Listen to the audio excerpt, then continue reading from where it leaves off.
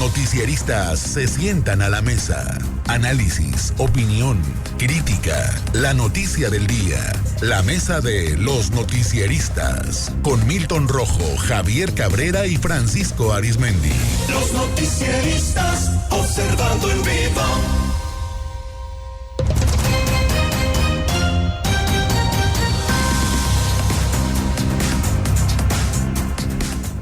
Bueno, ya en la mesa de los noticieristas saludo a Javier Cabrera. Javier, ¿cómo estás? Muy buenos días. Muy buenos días al auditorio. Milton Rojo, Milton, ¿cómo estás? Muy buenos días. Muy buenos días. A Francisco Arizmendi. Francisco, muy buenos días. Buenos días, Sinaloa. Bueno, estamos en los últimos días del sexenio de Andrés Manuel López Obrador.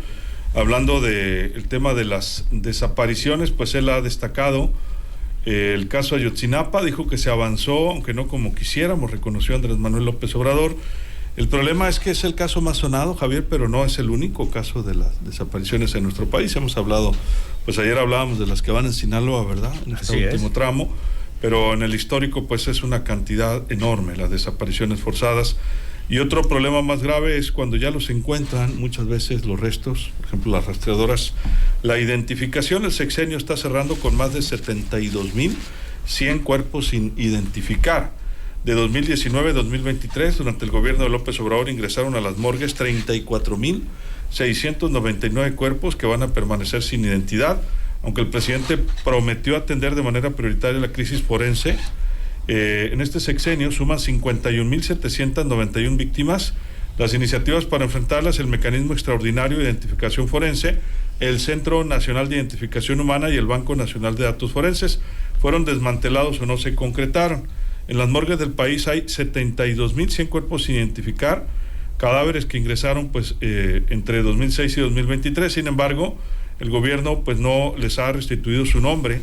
En una nación con 115,000 personas desaparecidas, un gran número podrían estar siendo buscadas por sus familias y no encontradas.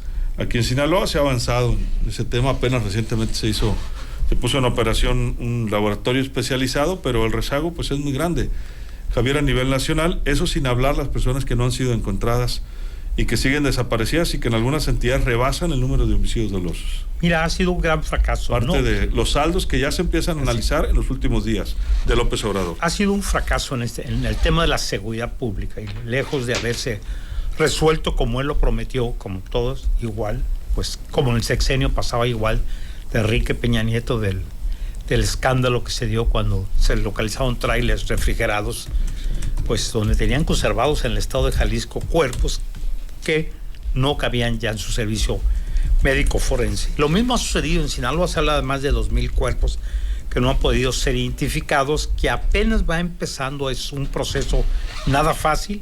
Hay que recordar que requiere de todo un equipo, de toda una tecnología, y que incluso se han hecho algunos donativos por organizaciones internacionales a Sinaloa para que pueda avanzar en este tema, que también incluso con estos equipos se tuvo que comprar un software especializado para poder hacer un cotejo de datos con el Instituto Nacional Electoral, para que a través de ese organismo que tiene las credenciales de la mayoría de los mexicanos en edad de votación pudiera concretarse. Son muy pocos casos que han sido resueltos, pero el problema de las desapariciones y el problema de la violencia es un asunto pendiente, yo no solamente de este sexenio. Se habla desde Felipe Calderón cuando se declara la guerra. El problema es que no termina ahí. Pareciera ser que la autoridad judicial, con el simple hecho de localizarlos e identificarlos, ahí se termina todo. Hay que ver los grandes reclamos que ha habido aquí de los colectivos, sobre todo de la profesora Neida, no recuerdo ahorita, bueno, Neida de la del Fuerte. Mirna Nereida. Sí, claro. Así es que, bueno, que después de muchos años localiza el cuerpo de su hijo, lo identifican, pero ahí termina. Y la investigación... Ya no hubo justicia, ¿no? O sea, la justicia nunca llegó y no va a llegar. O sea, ahorita pareciera ser que están más preocupados para tratar de tranquilizar a las familias, que muchas familias lo que quieren es decir, bueno, quiero saber qué sucedió con mi esposo, mi hermano, o mi hijo, o mi hija también, porque hay también bastantes mujeres que están en calidad de desaparecidas o los cuerpos sin identificar. Y bueno, este asunto es que lo que está pasando en este país es que no hay justicia. No hay investigación, no hay también, habrá que decirlo, capacidad para resolver una problemática de un rezago que durante muchos años se ha ido acumulando. El caso de Ayotzinapa, que fue usado como bandera política, hoy le está teniendo un costo muy fuerte para Andrés Manuel López Obrador, casi al final de su sexenio. Es un asunto que no han podido resolver. Echaron para abajo la verdad histórica, pero se quedaron a medias. Entonces, la pregunta que hacen los padres de familia, ¿cuál es la verdad? ¿Dónde están estos 43 jóvenes? ¿Qué sucedió con ellos? ¿Quién son las autoridades responsables? Porque hay muchas teorías o hipótesis de que pudiera estar involucrado el Estado en sí, el ejército, las policías municipales, estatales y federales allá en el estado de Guerrero.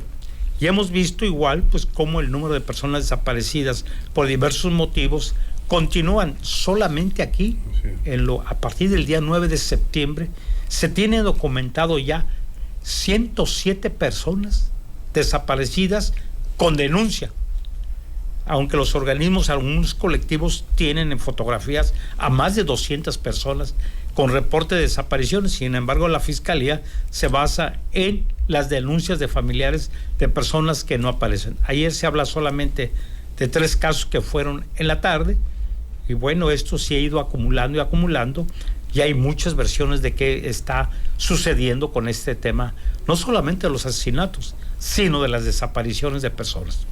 Así es. Milton. Bueno, sin duda, esta parte de la atención a los desaparecidos en el gobierno del presidente López Obrador fue una constante, ¿no? O sea, fue una situación en la que sí en discurso se trató, se buscó hacer algo, se armó una comisión de la verdad como la de Colombia. Allá en Colombia la preside un sacerdote jesuita, aquí la presidía una de las personas más respetadas en la izquierda, pero también dentro de la clase política, que era el señor Encinas, Alejandro Encinas, una persona bastante respetada y que hizo todo lo posible para develar la verdad y explicar la participación del ejército, pero, oh sorpresa, lo que se adueñó de la Cuarta Transformación en el proceso de articular la gobernabilidad, pues fue el ejército. Entonces el ejército no iba, si era más poderoso el ejército que con Peña Nieto, ¿cómo iba a permitir que se supiera la verdad, ¿no?, del caso de Ayotzinapa? Entonces yo recomiendo mucho, ahorita en HBO Max está la serie Ayotzinapa, ahorita acaban de subir el cuarto capítulo, van así, semanalmente van subiendo capítulos. Entonces ahorita van en la parte del basurero de Cocula. Digo, no es spoiler, pues es parte de lo de las... Sí. Pero ahí están entrevistando al grupo de investigadores, de expertos independientes. Y ellos te van explicando cómo ellos se dieron cuenta que lo del basurero de Cocula era una mentira. ¿Por qué? Porque el Estado decía, aquí los incineraron. Y de repente llegan ellos y dicen, con expertos de fuego, con expertos de manejo de explosivos y de fuego, dicen, a ver, aquí hay hierba. O sea, aquí hay hierba. Y si hace un mes incineraron a 40 personas, aquí no hubiera hierba por lo menos en un año, ¿no? Entonces aquí hay hierba, o sea, aquí no fue el basurero.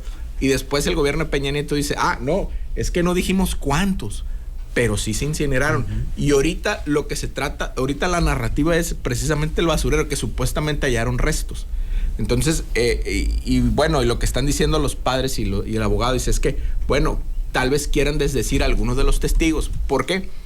Porque lo que dicen el Centro Pro y todo eso es que parte de la verdad histórica de la que se habla, de que hablaba Murillo Karam, es que la verdad histórica se fincó sobre torturas y amenazas, ¿no? Entonces, no podemos, hemos ido transitando como país sobre este tipo de verdades históricas que están sobre cuestiones que no son, pues, como en caso de la tortura.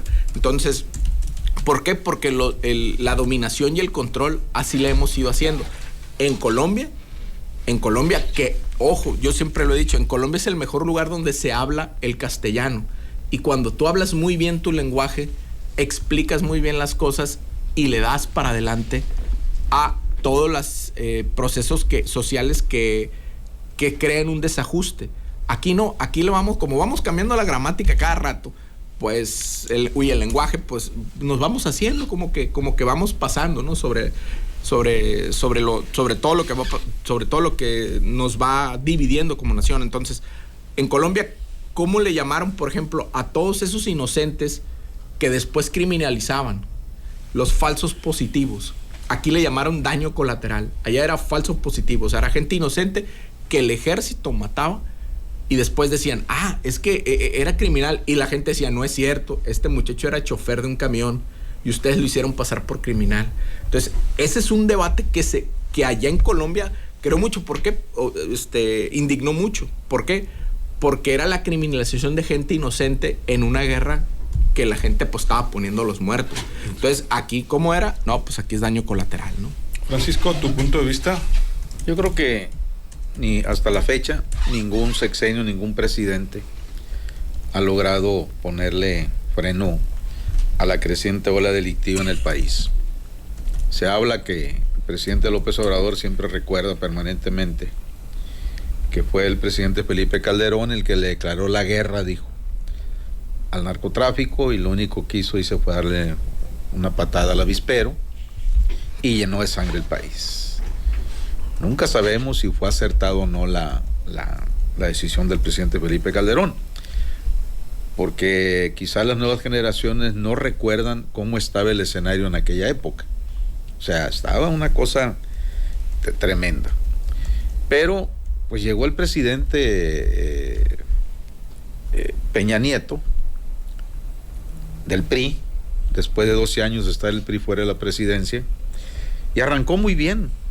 Sus primeros 2 años era, hombre, un rockstar y todo eso. Sus problemas empezaron con Ayotzinapa y después con el escándalo de la Casa Blanca y una corrupción jamás vista en el cinismo de los niveles de corrupción, porque hubo presidentes que agarraban a algún funcionario con los dedos atrás de la corrupción y lo corrían o los metían a la cárcel. Aquí no pasaba nada, le seguían dando obra, sobre todo al que le regaló la Casa Blanca a esa familia, ¿no? Ándale, órale, ahí va. Pero en el caso de Ayotzinapa, yo recuerdo perfectamente bien que como al tercer día de lo ocurrido allá en Iguala, le preguntan a Peña Nieto, presidente, y Peña Nieto contesta así con un desenfado, no, y es hora que cada gobernador se haga cargo de sus problemas. Gobernaba Guerrero, Ángel Mier, ¿no? Ángel Aguirre, Claro. del PRD. Iguala la gobernaba el PRD. Es decir, era el partido opositor principal. Bueno, en lo que menos pensó, el gobernador de Guerrero dijo, ahí nos vemos, presento mi renuncia, y tan.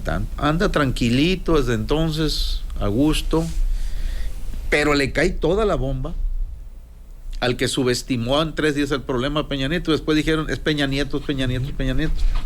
Viene lo de la verdad histórica, el presidente dice que no, sigue en la cárcel, me parece, Murillo Karam. Ya me cansé, acuérdate. Sí, ya me cansé, dijo. Ya ¿no? me cansé. Y pues resulta que lo que ha hecho este sexenio tiene mucho que ver con la verdad histórica. Okay. Lo que pasa que dijeron es que torturaron y van para afuera, etcétera.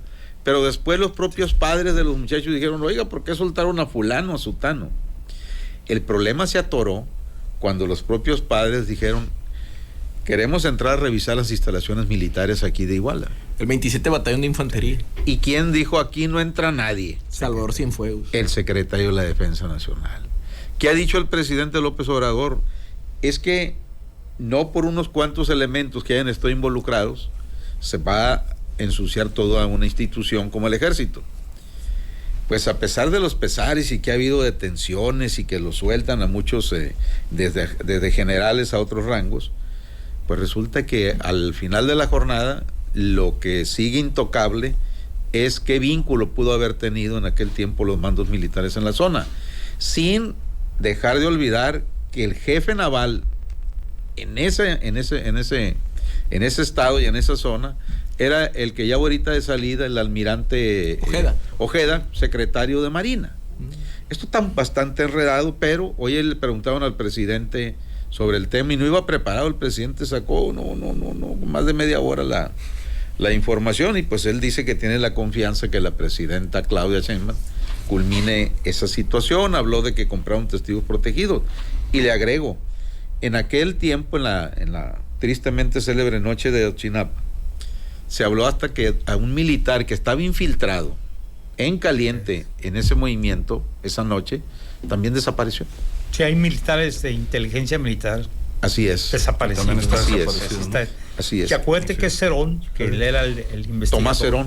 Tomás Cerón, que era el investigador de la Federación, la Fiscalía de la República, él está en Israel, si mal no recuerdo, está ahí y no han podido hacer la extradición. Se habla que ya ha habido unas entrevistas, se habla que le grabaron algunas conversaciones, pero las grabaciones pues no tienen validez, y es una duda que siempre está. ¿Qué sucedió con los jóvenes? O sea, hay toda una teoría de qué fue lo que sucedió, que una supuesta confusión de un camión cargado de droga que habían secuestrado a los jóvenes estudiantes y que mataron a todos. El problema es que nadie sabe dónde quedaron, si efectivamente hay muchas versiones que pudieron haberlos llevado a las zonas militares, otras versiones de que los distribuyeron en varias partes y desaparecieron sus cuerpos, pero nadie ha podido dar, y parecía que no hay voluntad política para hacerlo, que se topan con algo mucho más fuerte, que es un problema de un homicidio colectivo de Estado, porque se habla que participaron autoridades de todos los niveles, incluido el ejército mexicano, ¿no? Entonces es un asunto que desde Peña Nieto, que efectivamente tuvo un costo político muy fuerte, también al presidente Andrés Manuel López Obrador la historia lo va a juzgar, porque ellos se comprometió a que lo iba a esclarecer. Hoy ya le está delegando este caso a la presidenta Claudia. Veremos si efectivamente logran cerrar, lo cual se ve ya muy complicado, que después de casi 12 años este caso va a quedar impune y va a haber muchas versiones de qué sucedió en el país. Pero es solamente una parte de lo que está sucediendo en el país. O sea, ¿qué sucedió con todos esos cuerpos que están en los servicios médicos forenses que están sin identificar, y los que ya han logrado identificar qué ha sucedido con las investigaciones? ¿Quién los levantó? ¿Quién los privó de la vida? ¿Quién los sepultó clandestinamente? Es un asunto que tampoco se va a saber.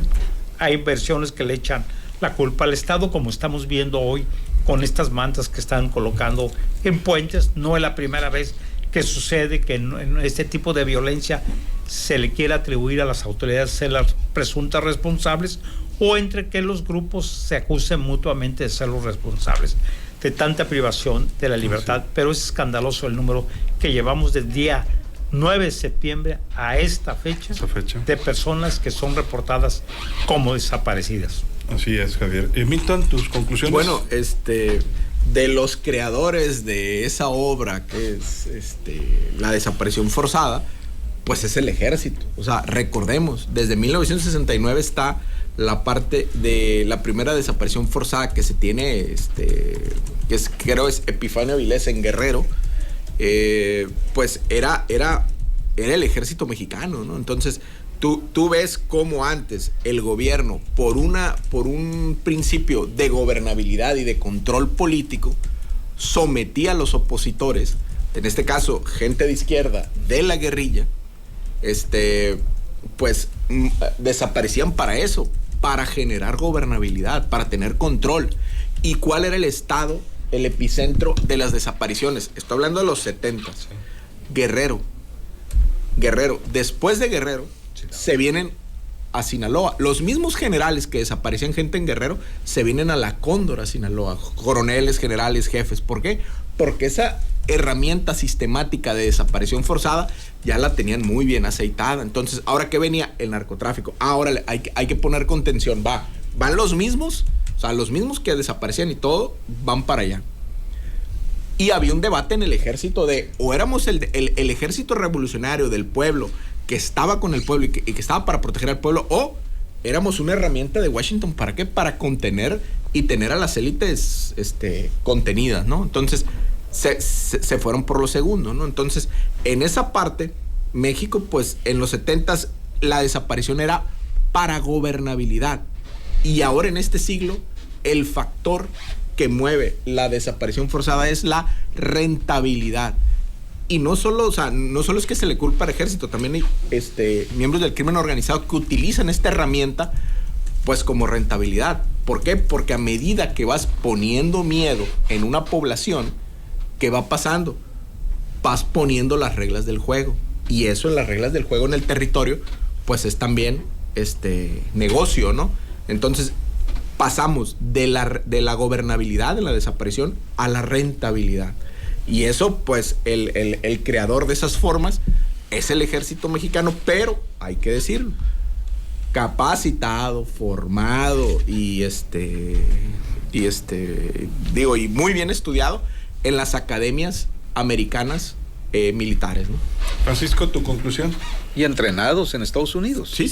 Era la época de la Guerra Fría y aquí se desató en los 70 la llamada Guerra Sucia. ¿Por qué Guerrero? Porque Guerrero destacó primero con Genaro Vázquez, sí, que correcto. Después de la época revolucionaria no emanaba alguien así con un liderazgo que estaba impactando a nivel nacional, como una especie de Che Guevara mexicano, hay que decirlo. Y atrás de él, Lucio Cabañas. Y vean cómo se movían en aquel tiempo las guerrillas allá en Guerrero, cuando secuestraron al candidato a gobernador, al viejón Rubén Figueroa. Es decir, que hicieron campañas sin estar presentes. Hicieron campañas sin estar presente. Él y a su secretaria. Efectivamente. Entonces, ya por allá en el 94, pues se armó lo de los zapatistas en Chiapas, pero en Guerrero, ahí estaba impactando bastante. Yo me acuerdo que había una revista muy leída en aquella época que era El Porqué. El Porqué, de Mario Menéndez, algo así, que después se fue a vivir a Yucatán y pues parece que todo bien, ¿no? Y